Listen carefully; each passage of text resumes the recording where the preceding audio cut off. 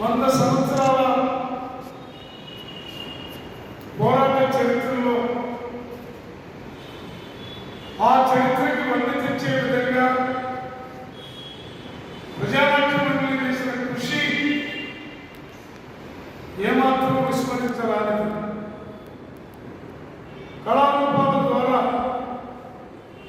ఈ దేశంలో ఉన్నటువంటి అనేక వ్యవస్థల్ని మార్చినటువంటి చరిత్ర ప్రజానాట్య మండలికి ఉన్నది.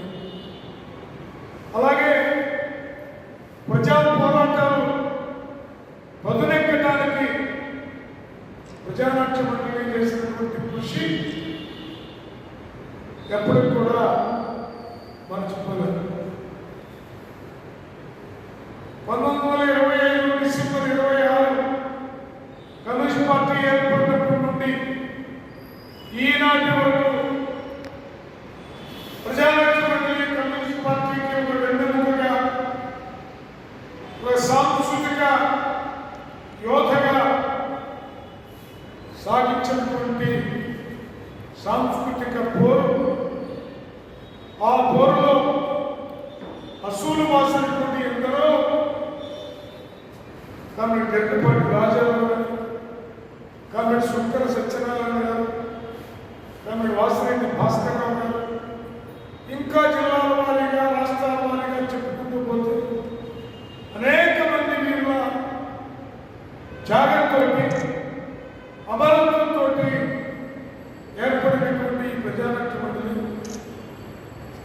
ఈ నెల 26వ తేదీన జరగబోతున్నటువంటి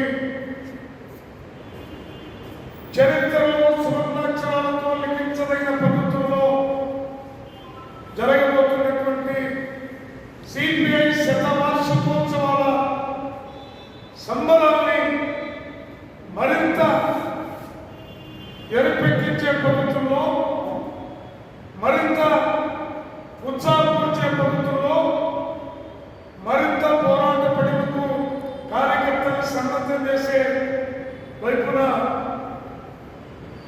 ప్రజానాట్య మండలియే ముందుగా పూనుకొని అన్ని జిల్లాల్లో అభ్యుదయ, జానపద పాటల పోటీలు, ఏకపాత్రల పోటీలు పెడతా ఉన్నాం. అన్ని చోట్ల జరుగుతూ ఉన్నాయి.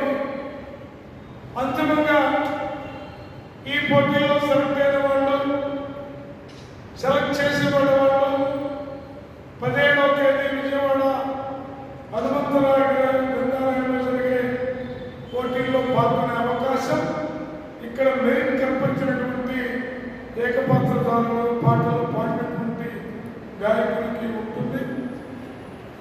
అది కూడా ఏజ్ లిమిట్ 18 నుంచి 35 పెడితే మన వాళ్ళు కొద్దిగా 10 సంవత్సరాలు సడలించి 18 నుంచి 35 దాకా 40 దాకా పొడిగించారు. ఈ దశలో